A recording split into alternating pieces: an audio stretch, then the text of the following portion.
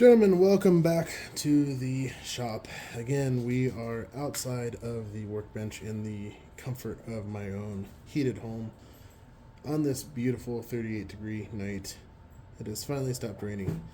Tag is still bugging me to throw his toy for the millionth time. But we're solely out here so we can compare two M249s, the tail of the saws, the differences between the middleweight and the featherweight. Now, that being said, why am I doing this video? Well, it's because reasons, alright? Just cuz. That was weird.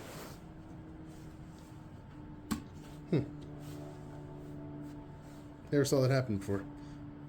Interesting. Well, I'm not taking that out. Well, looks like that pin's just pressed fit in there. I'm gonna go grab a persuasion stick. Tap, tap, tap.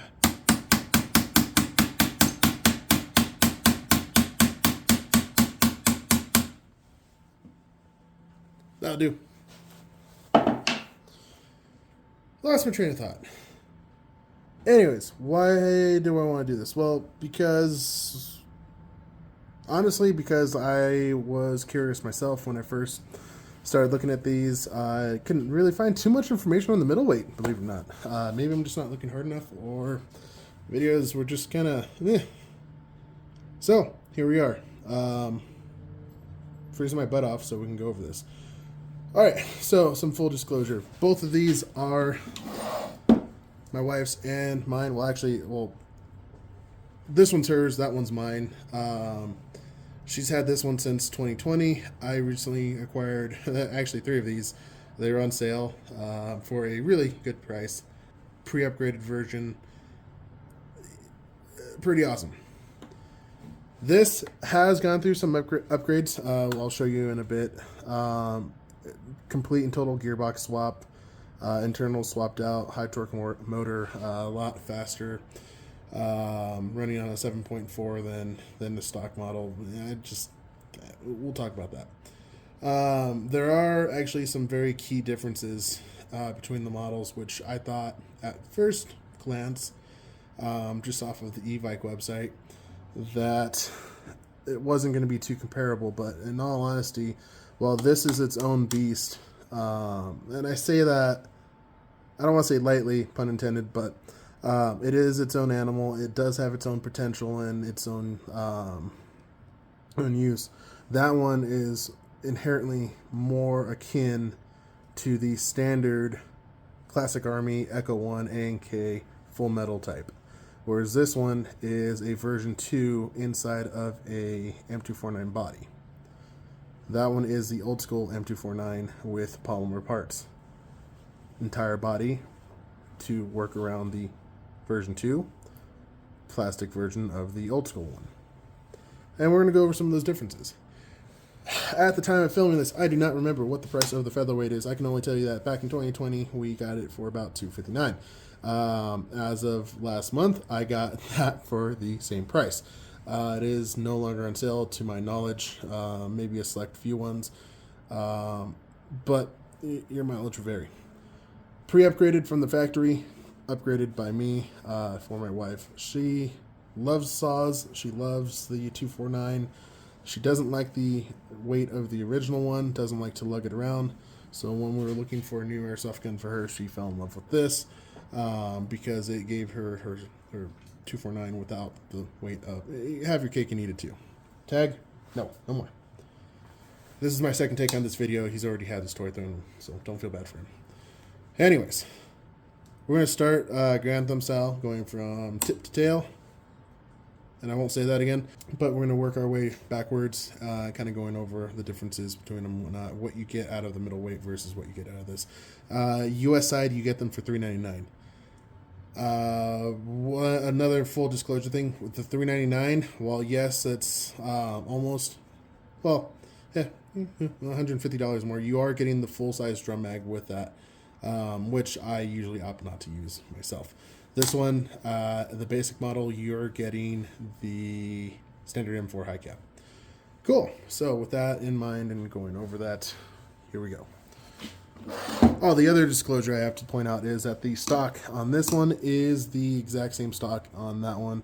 My wife is actually putting this one up for sale because she likes the middleweight, and she swapped her collapsed 1.4 style stock, the MK46 one, for this one. So that's not the original stock. The actual featherweight stock, the Paramodel one, I'll just go ahead and say it right now, is utter garbage, a hot mess. When it is extended out, it will cant up and down when you shoulder it, kind of like a loose AK stock, the underfolders. It will bow itself upwards and just kind of, yeah. So this one's a lot better, but again, that's not what you get for the gun. All right, working our way back, or front to back, what you get is a polymer flash hider. Pretty much actually it'd be easier for me to point out what's metal and what's not. You're also going to notice that this gas piece right here, the gas adjuster, wow, I can't, gas block, whatever, it's 2 a.m. Has been chipped away. That was so that we can quickly fit a tracer unit on there, so that will be fully complete. It does not move. It is solidly on there. So what's metal? The little hooky springs are metal. The barrel's metal. The front trunnion, or the not front trunnion, I guess you can call it trunnion, the gas block that holds the bipod, and the collet for the bipod is metal. The legs themselves are polymer. I do have a little bit of a gripe with legs, so do some other people. They like to flex and whatnot, and it's just, it's bouncy. It makes it feel like it's the price that you're paying for. Not that I can complain fully. They haven't failed. I haven't had an issue with them, but I do wish they were a little sturdier. But again, you pick your battles here. Plastic. The entire receiver from here to here is all plastic. Actually, it is all one piece, not including the feed tray, which we'll show later, but the lower handguard, or the lower portion, is integrated into the receiver itself. The barrel is metal. The trunnion for the barrel is metal. Trigger is metal, and the rear plate for the stock is metal, along with the carry handle. And yeah, cool. Pretty much it. Now, one cool thing that you get right off the bat with all featherweights, to my knowledge, is the integrated rail system, which is cool until, I mean, it's not bad. Again, little gripes here. One, the bottom portion is not usable, or not fully usable, because, well, the bipod gets in the way, and you can honestly make the same argument with the standard saw once you get a rail system on there. The difference is you're grabbing bipod, and it doesn't come with these covers. You're grabbing bipod and rail over a actual handguard. Pick or choose. It's a nice option. You can run a PEC here. You can actually run your wires under and over and externally if you want. The bipod itself is just screwed into the hole, so these holes actually continue all the way down. There's a little plastic plate about that big, and it just bolts straight into there with a couple of nuts going into, yeah, not much to it. My other concern with this, and initially I haven't had an issue yet, and I have not seen any other cases of this, it was just an initial concern, was the box mag holder. These little lips right here breaking off. They're polymer. They are beefed up. They're strong. You can't really push down or flex them. And like I said, to my knowledge, I've yet to see someone bust them up or hear of any other case. Sorry, I'm losing my mind tonight. The hop-up unit, I will just show you from over here because I don't feel like dicking around with this thing again. It's kind of why I redid the video. The hop-up unit is proprietary to the featherweight system itself. You cannot have cross-compatibility, or there is no cross-compatibility between this one, the middleweight, and the heavyweight. The gearbox is version 2, as you can see. Now, there is no special witchcraft to the gearbox itself. The only proprietary part to the gearbox is going to be the air nozzle. The air nozzle is a little bit longer, actually extensively longer. I don't remember how long off the bat. You can research that yourself. But if you're going to do a gearbox swap, you need to make sure you take out the air nozzle and save it. Everything else, for a standard version 2 gearbox, you can remove the selector plate, you can remove the safety lever, because you're not going to need it. The safety itself is a cross bolt that actually interferes with the trigger, not the electrical component of the gearbox. The safety is actually separate of the gearbox. You're also going to have to take the trigger out too from the original gearbox, because that is proprietary. Longer, and if you try to fit a M4 trigger, it will end halfway through. And yeah, weird. Cool. This gearbox, again, was customized, swapped out and all that. I'm not going to go into details. What you get for the standard featherweight is, it looks like S&T. I can't confirm that or deny it, but it does look similar to an S&T gearbox. You do get a quick change spring system. It mounts into the body with just a single pin going into the gearbox through the receiver like an M4, and then 4 screws into the grip, into the gearbox, holding it down. Nothing else there. It's fairly solid for what it is. You get play and whatnot. It's not like an M4 body. I know guys like to pad or bulk behind here to keep it steady and whatnot. It's an LMG, guys. You know, we're using it for providing cover and whatnot. You can definitively go Rambo with this one because it's only 8 pounds, but again, for what it's supposed to be, I'm not trying to squeeze every ounce of accuracy out of there. The hop up, it's all right out of the box. I did manage to squeeze a maple leaf macaron in there. Out of the 3 featherweights that we've had so far, the early one was a little bit of a challenge to get buckings in there. The latest one, this one, fairly easy. I think they're making changes finally. Other gripe is that the standard gearbox, their basic model that you get, it's wired to I want to say it's wired to Tamiya, but there's no fuse connected there, which I'm not really too fond of. A lot of people will forgo that. I like the safety just so I don't, cook things. So, blade fuse, Dean's. Battery space. Well, you're looking at it because it's going to have to nestle between the gearbox and the top feed tray, or if you manage to squeeze something back here. Again, you can run your wires down, up, over, and out through the front. That is an option. If you want to run an external battery source, that's fine. But again, it's something to keep in mind. We've been running 7.4 small stick batteries. I think a nunchuck will also fit in here. So just something to be aware of, and then you got to make sure you don't pinch any wires. Another thing I don't like about this model is that if you move the feed tray itself, you're going to have to remember to move the magazine release, because that will sit there. You try to slam it through, and you're just warping everything. Cool. The magazine release is made out of metal, while the rest of the assembly is polymer.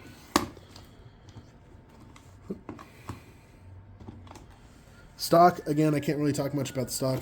The old one was janky. This one, more solid. Locks up nicely. So, I don't know. I don't want to tell you to go ditch the stock, but you're either going to have to learn to live with it or swap out to something else. I will tell you this, that any stock that was made for the middleweight or the full metal version, you will have to trim down not significantly, but a good amount of filing and whatnot, because the tolerances in the back of this one are a lot more tighter, closed up than in your other versions. Same thing with this stock. The rear sights are polymer. They are adjustable though, so you can adjust elevation and windage, which is a little weird, and we'll talk about the next one, or that in the next one. Rail is integrated in and polymer.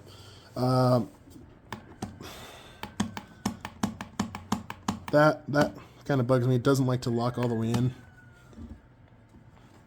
and there's wobble there. So when you're putting your sight on there, again, machine gun, cool, not too big of an issue, but so that's a featherweight in a nutshell. Advantages: it's lightweight, it's cheap, it's for what it is, it's a beautiful gun. I like it, and I will flat out, I'll give you the final verdict later on, but it is something that my wife is trading up for because she bought herself a middleweight like I did. So let's talk about the middleweight. Okay, full disclosure on this one, the handguard is the standard Well, the original handguard is the standard M249 para style that matches the old or the original in-service saw with the handguard. I opted to take it out because I'm a sucker for the old school. I like the flat side. That's just me. Working from the tip down, we have a aluminum anodized flash hider. Metal, polymer body. Oh, one thing I keep forgetting on the featherweight. The featherweight. Not on this model, but on one of my other models, the 46, the MK46. Some of them do have a tend to bow because of polymer nature. Storage, take your pick of what the cause is. So with the top rail version that I had, you can definitely tell the top rail was something like this versus the actual rail itself. Taking some washers, bulking it up, fix the issue, but it's still something that might annoy you to no end. Getting back to this. The receiver is polymer, just like the featherweight. What I will say, though, is where that is built more towards the version 2. Not built more towards. That is a M249 built around the version 2. This is pretty much the heavyweight built with polymer parts. So there's more compatibility here with the actual heavyweight full metal version than you would have with the 249. Or sorry, the featherweight. I'm getting tired. Battery space. Battery space is going to be located, at least for the para models and the MK1, I think it's called. It's going to be underneath here. Slightly limited. Whatever you can fit down here, it will work. So you get whatever space down here plus up top. I fit my Titan brick in there. It's not an issue. Yeah, not much I can say. Metal barrel. This is closed off. I believe the full metal version, that is closed off right there. I believe the full metal version, from what I recall, was, God, it was years ago. It is opened up, so you can fit a little bit more there. Handguard snaps right in, just like that, all done. Barrel. Barrel is aluminum. I think I said that already. The hop-up system is akin to the standard. Flip this around. To the standard M249 series. So you could put a bull gear in here if you want. Me personally, because this is the upgraded version, we are just running the standard hop-up because now it has the Omega nub style. Trunnion is metal. Carry handle's metal. Same thing over there. Top feed cover is plastic. Now the rail and the sights are independent of each other, unlike the featherweight. What I will say about the sights, and this is what kind of baffles me, the sights themselves are just embossed. This does absolutely nothing except for spin. The sights are literally just plastic molded into this little spot here, and then just there's no adjustment. It looks like you can't. It baffles me because you would expect that over here, but take your pick. Okay, at least you got pick rail, right? Unlike the MK4 or MK1 that I have inside, I'm just SOL with that one. All right, going over here, the receiver again, polymer, but we do have a separate lower that can remove itself from the actual main body, just like the full metal. The magazine lips are metal. Same thing with the actual, I don't know what you call it, magwell, I guess. That is metal as well. A lot wider, not as picky. With the featherweight, if you want to run drum mags, like the nutsack or the standard one, you will have to trim the flat flanges of the magazine insert, and I'll try to annotate a picture here. I don't have a mag with me, but you do have to trim it up a little in order for it to fit properly and feed properly. Without it, it kind of sits a little cattywampus, and that's where a lot of people, I feel, get feeding issues. At least I had a lot of feeding issues until I realized that was the issue. This, I haven't seen any issues. All right, so the gearbox itself, your standard brick. They do make a lot of other aftermarket gearboxes. Again, this is based off the Classic Army M249 series, so Echo 1, A&K. This is an A&K, just polymer, and I don't know of any other submodel. But they all run the same style brick M249 saw gearbox. Same thing with the PKMs. Now, to my knowledge, ZCI and Angel Custom make a gearbox or a fully completed gearbox that you can just drop in. Retro Arms makes a beautiful, and now I'm saying this because I'm not a fan of Retro Arms too much as far as their gearboxes. I don't see a need for them unless you're doing like a high stress DMR build. Speedsofters, you can hate me all you want. I don't care.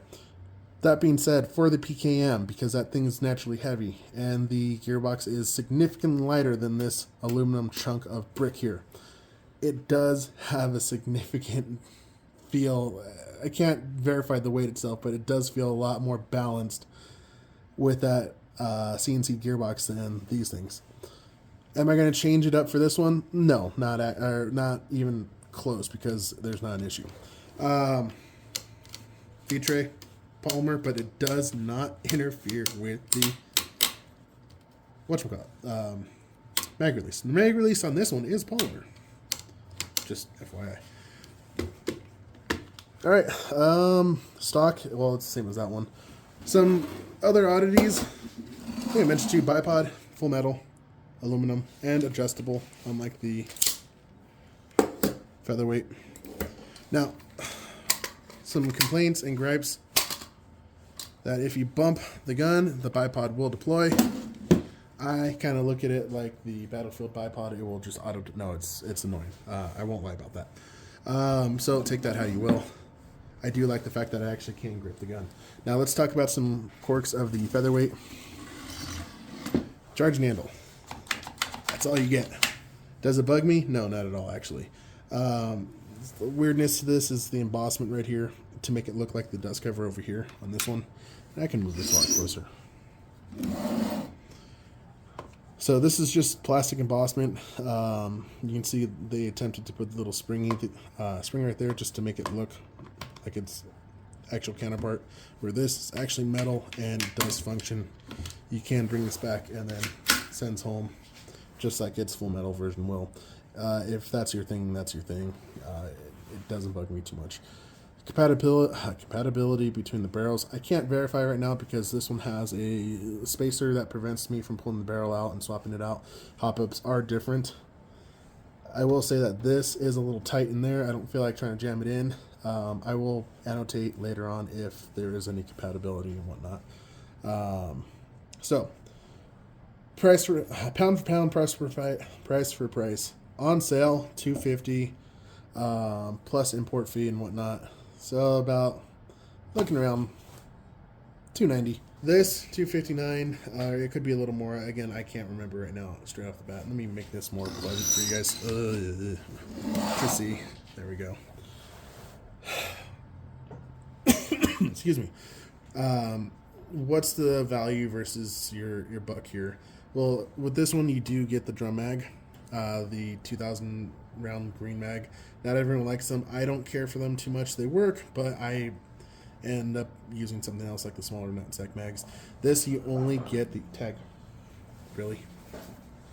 This you only get the high cap mag, M4 high cap mag at the base model. So, where's the difference here? Where's the advantage? Well, despite being middleweight and featherweight, here it is. And this could maybe be a little bit lighter because the stock is a little bit heavier than the original. But this is pushing, on my current scale right now, 8.05 pounds, or sorry, 8 pounds, 5 ounces. I don't know why I tried to do 8 pounds, 5 ounces. That is only pushing 9 pounds, 5 ounces. So a pound difference between how things are set up right now. Again, mileage may vary with the stock and whatnot, but for what you get versus here and there, I prefer the parts compatibility with the standard series. It's been out for a while. It's just a solidly constructed gun. Things break between both. You got good version 2 compatibility. Hop-up units are proprietary in both. It's just this one has more support. I know Bull Gear and EPSE, whatever they're called, have made hop-ups for this one. This one, I mean, the new standard or the new OEM's fairly, not fairly good. It is really good. And then just any other brand that's been working on these. So, Classic Army, ANK, Echo One, just there's more out there, I feel, for this model than that. Performance-wise, I can't really say much because, well, I mean, you can make them however you want. They all take the same gears. They all take the same pistons, cylinder heads, so on and so forth. The cylinder head is still a standard version 2, so you do have a bit of gap in between the air nozzle and so on and so forth. I like the way how that's mounted, or the gearbox is mounted in. It's a tried and true system. Version 2 is a tried and true system. It's just a little on the hokey side for this one. Still a solid gun, especially at the price point. But at the end of the day, this one is actually going out for sale while we are keeping the newer middleweights in our inventory. So that's what I really wanted to go over for some odd reason for a almost 30-minute video at 2 a.m. freezing my butt off out here. But here we are. So, which one would I go for? Honestly, again, middleweight, maybe sell the magazine to get a new one. This one, you're going to have to get a new magazine either way, so take that into consideration for price factor, unless you want to run M4 mags on each of them, which you totally can. But the middleweight offers a little more. It feels more solid. The featherweight does have a place, and it does have a place in my heart and in my wife's heart. Great beginner gun, just limited battery space, and yeah. So I mean, I can go on, but both are great. You heard me already. All right. Anyways, before I continue ramble on, that's gonna be it. Oh, hey, I just noticed that the safeties are in different places. Safeties back here, behind the trigger. Safeties up front. No compatibility. Again, I can't remember if I mentioned this one. The safety is actually integrated to the body. Stiff, sorry. Cold too. There we go. So that physically stops the trigger. Same thing with this one because it's the micro switch system. It stops it. But in your traditional M4, the safety lever inside the gearbox deals with that. So it's just, again, one thing that you need to be wary of, and the trigger selection is not going to really be a thing. Not that you have that choice over there anyways. So take your pick, come up with your own verdict. I am digging these middleweights for what they are and for what they offer. The featherweight, still a great candidate, and I just said that for like the 5th time. So without much more to say other than rambling, I am going to go back inside, warm up, and yeah, deuces.